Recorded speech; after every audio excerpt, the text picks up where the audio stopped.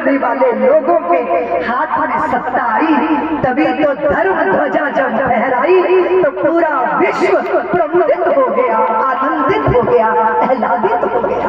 कैसे होता है? जैसे अभी अभी पूज्य मंडलेश्वर जी ने कहा कि रिझाने के लिए नहीं होती राजनीति, दूसरों को कब तक रिझाओगे, मुखौटे लगा लगा कब तक प्रभावित करोगे, सेवा करोगे तो फिर पद पीछे पीछे चलेंगे, आपका अनुगमन करेंगे। सेवा करोगे तो प्रसाद अपने आप मिलेगा, आशीर्वाद अपने आप मिलेगा।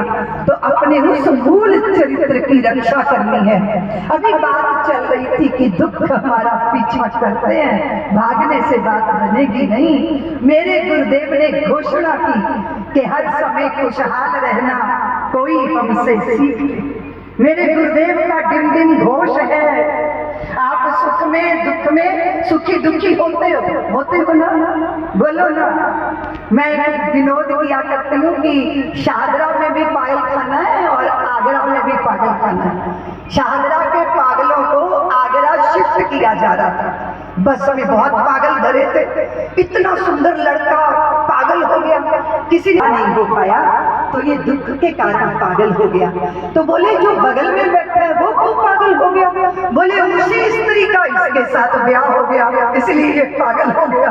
ये दुनिया अजब खिलौना है, बल्कि जिनका जीवन स्वयं प्रमाणित बन जाए वो है मेरे युग पुरुष भगवान। उन्होंने घोषणा की कोई हमसे सीख ले, झंझटों से भाग जाना चाहे जिससे सीख लो, पर झंझटों में रह के बचना कोई हमसे सीख ले।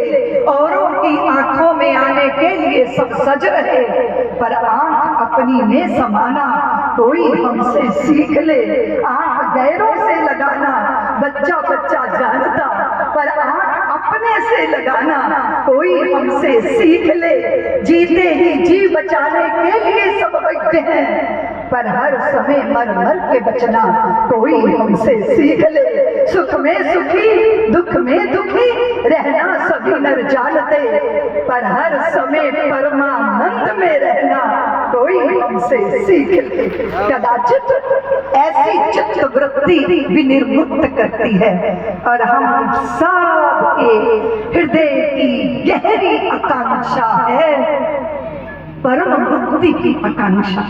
हम स्वतंत्र होना चाहते हैं और स्वतंत्र ऐषणाओं से, महत्वाकांक्षाओं से जब तक अपने सत्य स्वरूप का बोध नहीं होगा आजादी मिलने वाली नहीं है।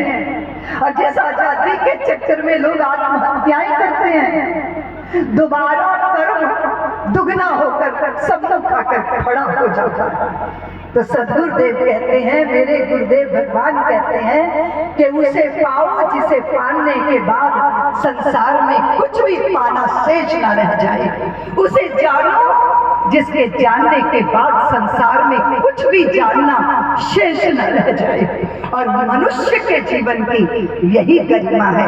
हम सब लोग बहुत भाग्यशाली हैं। पूज्य स्वामी जी ने कहा कि गुरुदेव को सबको दर्शन देने यहाँ आना था।